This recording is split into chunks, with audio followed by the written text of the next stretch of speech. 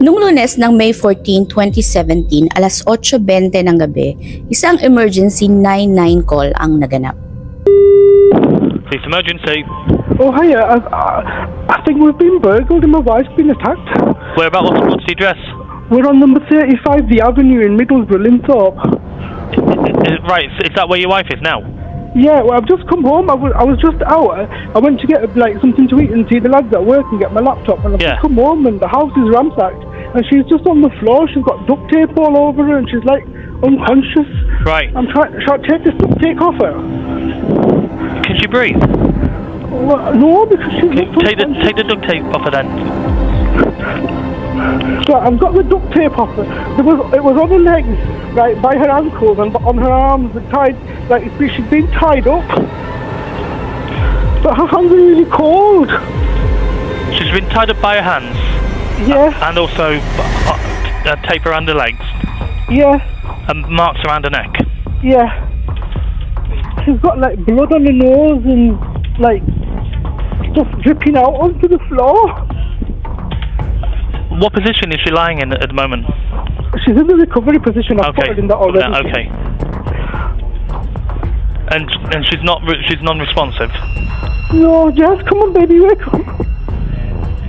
We've got Mitesh. Please listen to me, please. Baby, wake up. We've got an ambulance coming. They're travelling on blue lights as well. Okay. And we've got. Will you ring my dad, please?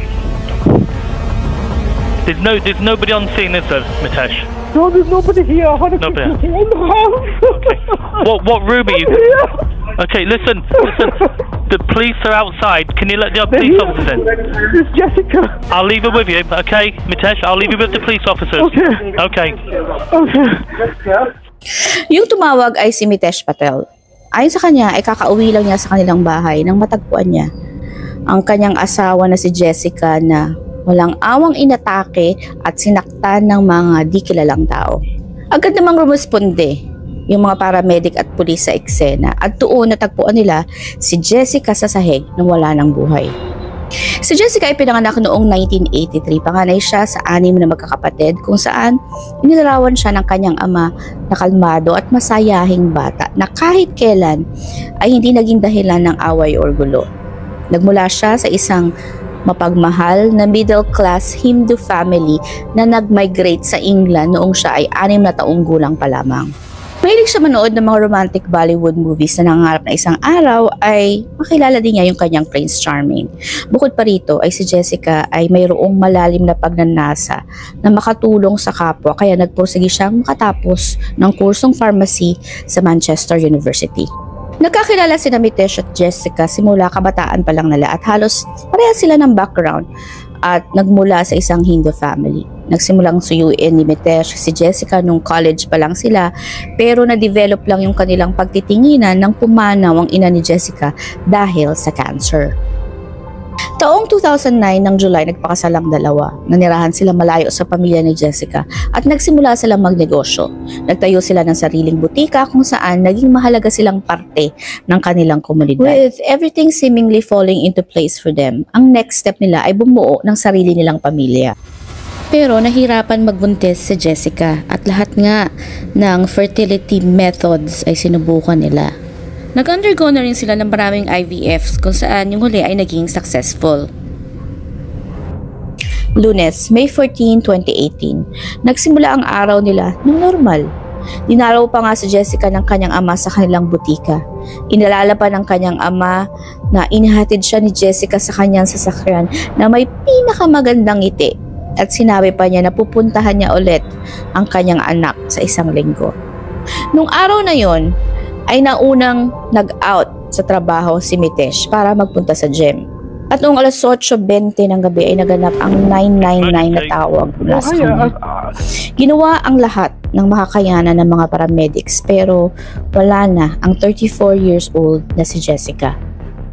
Ayon sa pahayag ni Mitesh, nasa trabaho ang kanyang asawa hanggang alas 7 ng gabi. Pagkatapos niya mag-gym ay umuwi daw siya sa kanila pero pagka-uwi daw ni Jessica ay bumalik siya sa kanilang butika para kunin yung laptop na naiwan niya. Pagkatapos daw nito ay bumili siya ng pizza para sa kanilang hapunan. Pagka-uwi daw niya ay doon niya nakita na ang buong bahay nila ay sobrang gulo.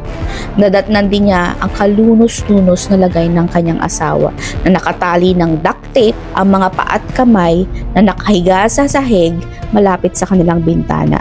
Nangingitim na daw yung leeg, may dugo sa ilong at malamig na. Pahayag pa ni Mitesh sa mga investigador na wala pang 30 minutes siya nawala.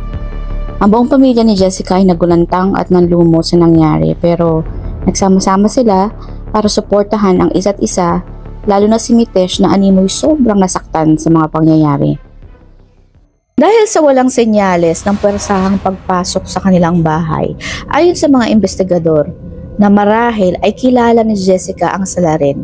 Kaya ang tanong ng mga pulis, sino ang gustong pumatay kay Jessica at bakit? Hindi naman makapaniwala yung mga kapitbahay nila kasi bukod sa isa sa mga ligtas na lugar ang kanilang komunidad ay walang kaalitan ang mag-asawa. Ayon sa autopsy ni Jessica, ang ikinamatay nito ay asphyxiation o yung nahirapan siyang huminga. May pressure din ng pagsakal na nakita sa kanyang leeg. May 17, 2018 ay inaresto ang 37 years old na asawa ni Jessica na si Mitesh Patel na ikinagulat ng buong ang kanila at ng mga tao na nakapaligid sa kanila.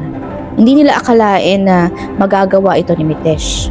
Sa panahon ng pag-iimbestiga ng mga pulis, doon sa magulong kwarto na mag-asawa nung nangyari yung pagkawala ni Jessica ay natagpuan nila yung hard drive ng CCTV para doon sa front door ng bahay nila. Pag-check nila ay nakita nila yung movements ng dalawa, yung pagdating nila parehas at pag-alis at pagbalik ni Mitesh. Pero wala silang nakitang ibang tao na pumasok o lumabas sa kanilang bahay. Napag-alaman din ng mga pulis ang pagiging active ni Mitesh sa app na Grindr. Dating app to ng mga B or mga bakla. Nakitaan din siya ng ilang text messages sa kanyang loverboy na doktor na naging karelasyon niya ng 6 na taon na lumipad sa Australia para sa trabaho.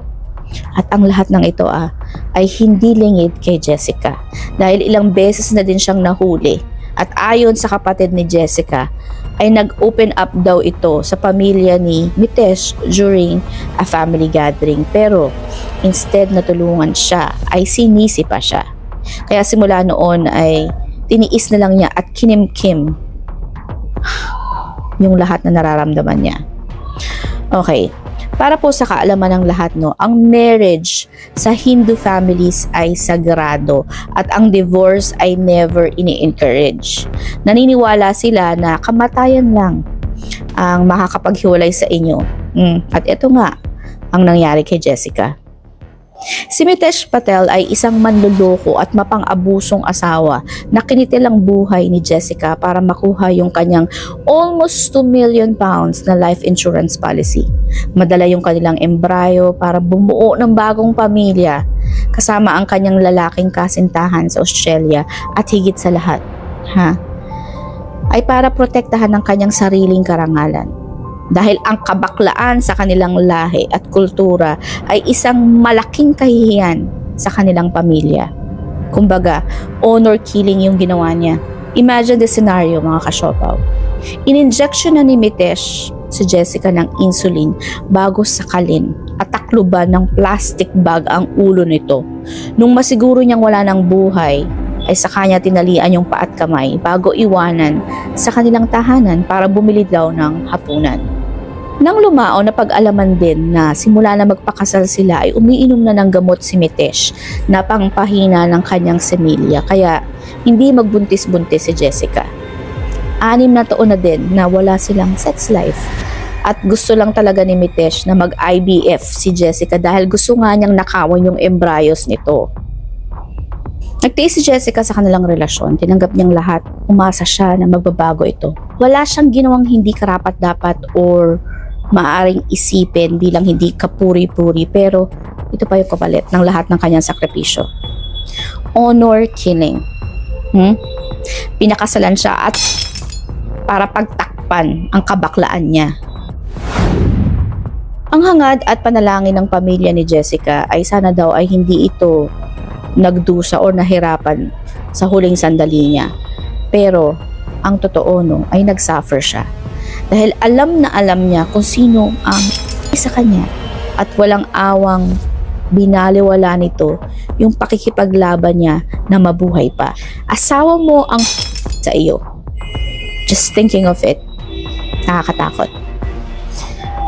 Matapos ang trial, ay nahatulan si Mitesh Patel ng guilty with lifetime imprisonment, minimum of 30 years without the possibility of parole.